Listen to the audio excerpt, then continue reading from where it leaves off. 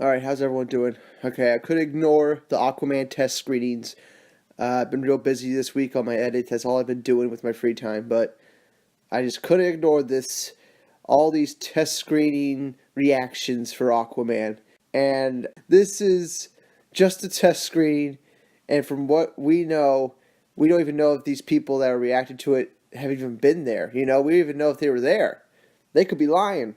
And all the news from past test screenings hasn't exactly been accurate, right? BVS, when they had the test screening for that, it got like a standing ovation from the Warner Bros. Executives, right? Which it deserved, by the way, if it was true. And when Wonder Woman was test screened, there was so many reports coming out that it was a mess, which was 100% inaccurate. And then when the Justice League test screen happened for the executives, they said it was unwatchable, which is really hard to believe, right? It's almost ridiculous to even think that a Zack Snyder movie was unwatchable. Like, that's the whole point of his films, is that you could like turn off the sound and you could just watch the visuals, and it's fucking amazing still. So I doubt the first cut Justice League was unwatchable. I'm willing to bet that first cut Justice League was really good, and the Warner Bros. Executives are like, we can't put out a 3 hour film. you know, we have to cut this down to 2 hours and make it more light. But I bet you they liked it, but they knew it wasn't going to sell well, so that's why they cut it down, which is dumb. It probably would have been a bigger hit than what was released, which is just dumb on their part. They were fucking made so many boneheaded decisions, but still, the Aquaman test screenings.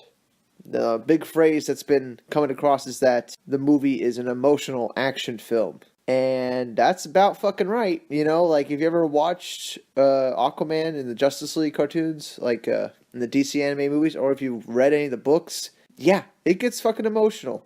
Aquaman's a super relatable character, like more so than most comic book heroes. Like, his story would probably connect with the majority of people in America because, at least in America, the divorce rate is fucking through the roof, right?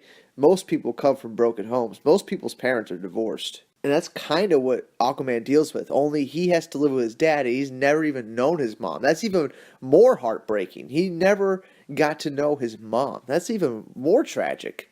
And when she dies, that's when he finds out he's the king of Atlantis. He's the rightful king of Atlantis. He's the older brother. And Orem, Ocean Master, is the younger brother. But since he's been living in Atlantis the whole time, he's the king as of like just in place of Aquaman. And I can already see how this movie's going to play out. It's going to start with Aquaman finding out about Atlantis and all that and being told that he's the rightful king, and he's going to obviously reject it because that's what you do in classic fantasy tales, right?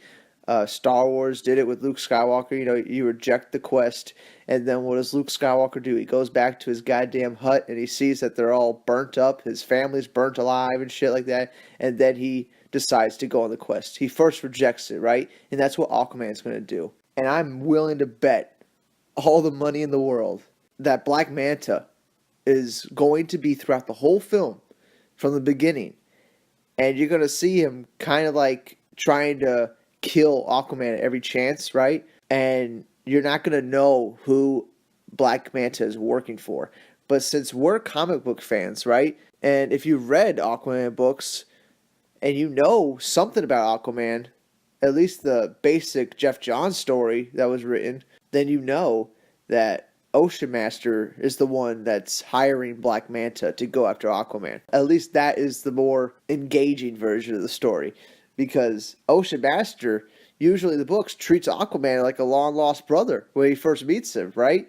He tries to give him pointers. He tries to introduce him to Atlantis. He tries to be like a family member to him. But, behind Aquaman's back and in private, Ocean Master's fucking pissed that this guy, Aquaman, is just coming up in here and is about to take his throne away from him. And that is eating at him in the inside and shit like that. And then he hires Black Manta to go after Aquaman. But we won't know that Ocean Master has hired Black Manta till like the third act, right? That's when the big revelation is going to happen, and Ocean Master is going to lead a coup just like General Zod. It's going to be like echoing the same shit, and then the final battle of the movie is probably going to be like a land invasion, which would be so goddamn epic. Or like Ocean Master's about to like invade land dwellers, and then Aquaman has to fight him in like a throne room or something like that underwater. It'd be so fucking epic. I cannot wait. This is by far the superhero movie I'm most excited for this year. Clearly, because I'm a DC fan. Way more than a Marvel fan. You know, I don't even know who the fuck Black Panther is. Like, I don't even know who that character is. All right, I didn't go see that movie. I'm not going to see the movie. At least not until like it comes out digitally. But Aquaman, I know that character, you know, and I know how good that story is, and I know how relatable it could be. You know, he's a reluctant hero. I mean, people have no idea how great Aquaman is, and this movie's really gonna blow people away. I mean, if they give it a chance, because nobody gave Justice League a chance, right? Well, I should say critics didn't give Justice League a chance, and Batman vs Superman, they didn't give that a chance. I mean, if they just gave Batman vs Superman like a 60% Rotten Tomatoes, we wouldn't even be in this position right now. Justice League would have came out as Zack Snyder's cut, and everything would be fine right now. And we'd be going towards Aquaman in this amazing universe. And you know, it's still a good universe. I still like the Justice League released in theaters, but God, it could be way better. And my cut is going to prove how easily it could have been better. But still, Aquaman's coming out. That's got me crazy hyped. This is a fucking movie I've been waiting for years. Years. You know, I always knew they were going to make a Justice League movie, but I never really thought they would make an Aquaman movie, especially with all the fucking jokes and stuff that Aquaman has had over the years and people not taking him seriously. It feels like vindication. You know, he's finally getting a movie, and everyone's going to see how much of a fucking badass he is and how great his story really is and how fucking powerful he is, dude. He's essentially like, well, he's not as strong as Superman, but he's as strong as Wonder Woman. About the same, if not stronger than her. I hope they don't fuck up James Wan's vision, you know? I hope they don't, like, tamper with it to put more fucking jokes in it, because clearly it didn't work with Justice League, and it didn't work with Suicide Squad. Why do they feel the need to keep doing this shit? If Warner Bros. Just left their hands off Justice League, we would be in a completely different spot right now. But anyway, yeah. According to the test screenings, it's supposed to be an emotional action film, and that is right in line with what Aquaman is as far as the books go. I mean, it is emotional. I mean, Black Manta is the most sympathetic villain in the history of comic books, by far.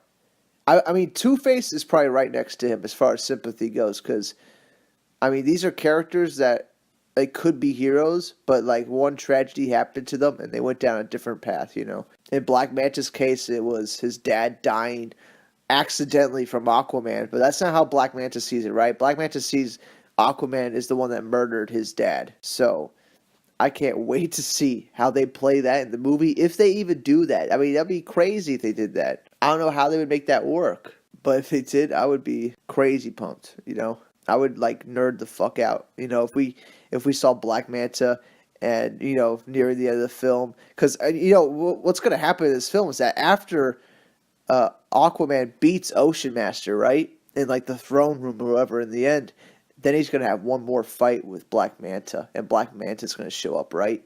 Oh my god, it's going to be such a great moment. You're going to think the movie's over, and then all of a sudden Black Manta just shows up in his helmet, fucking just shoots those laser beams at him, and we get one more fight. And then Black Manta explains why he hates Aquaman, and we get flashbacks to his dad dying from some boating accident and Aquaman was involved in. Like, it could be so fucking good. And I love James Wan as a director. I've loved the Insidious films. I love the Conjuring films. At least the ones he's directed, they've been very good.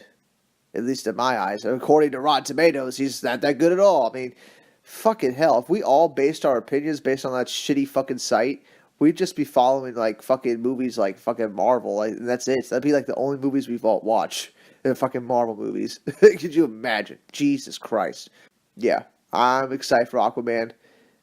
Take the news with a grain of salt, though. It is test screenings, and they've never been accurate. But we can hope that everything just goes smoothly. Warner Brothers doesn't touch it, and we get it as James Wan's vision in December, you know? So that's what I'm looking forward to. Hope everyone's having a great day. I'll see you all in the next one. Bye.